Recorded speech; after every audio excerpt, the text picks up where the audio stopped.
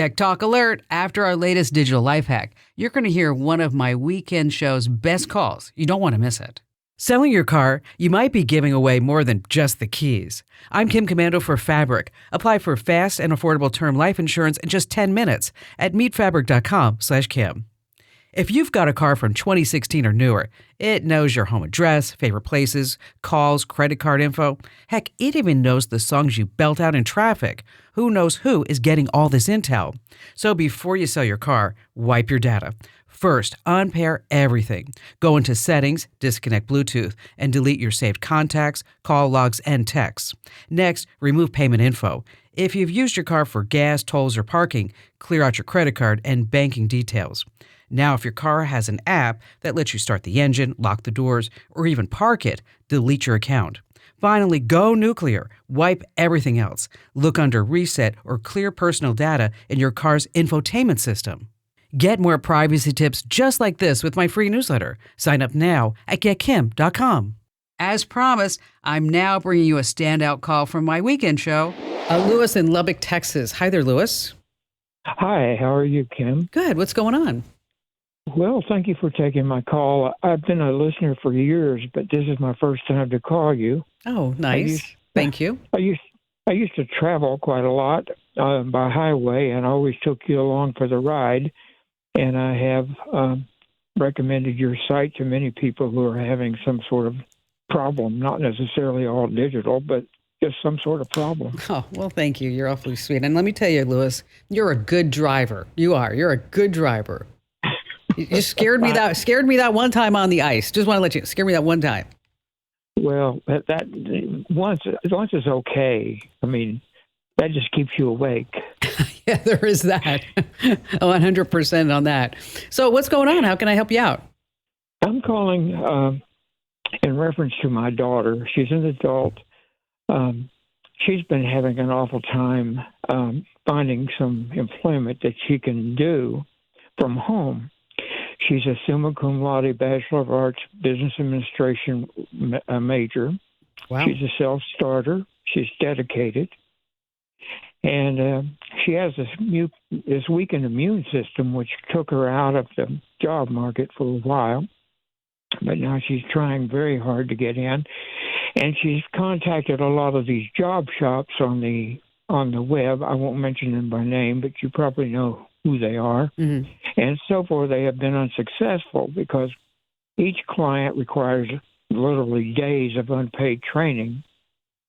And sometimes the training overlaps, but it's still required to do. And then once she gets a job, adherence is defined as being available. And if unavailability is due to a network problem or a server problem, that doesn't count. Mm-hmm. Yeah. And you can only work for one of these people, or one of these clients at a time through most of these job shops. Mm-hmm. Well, so what you want to do at that point is you want to go direct to an employer, okay?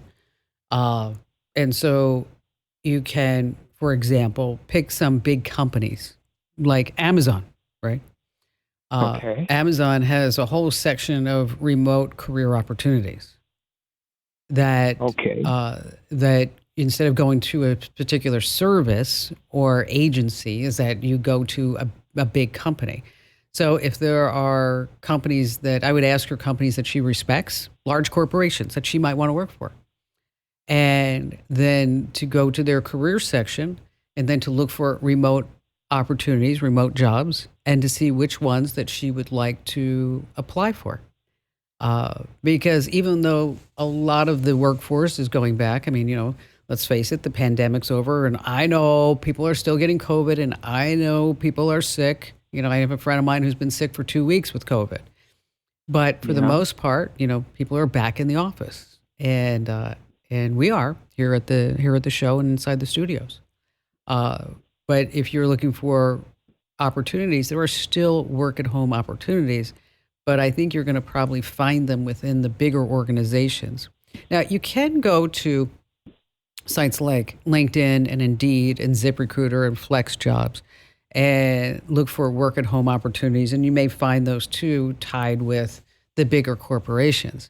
But I just want you to be careful that there's a lot of scams sometimes on these sites too, where you're going to have to pay money in order to make money. So that's why, I like to recommend going to the bigger companies if she wants to just work for one company. And again, look at their career section and then see what type of gigs might be available there. Also at Komando.com, we've got a lot of links to work at home opportunities that are legitimate.